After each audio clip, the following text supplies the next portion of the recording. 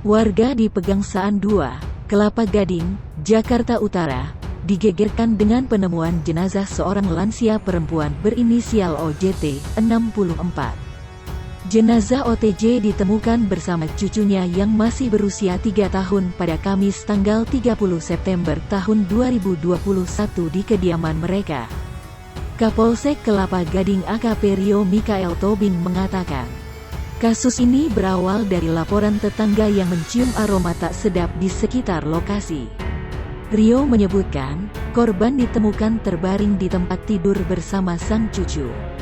Ketika itu, anak laki-laki yang diketahui berinisial J tersebut dalam kondisi memprihatinkan dan tidak berpakaian.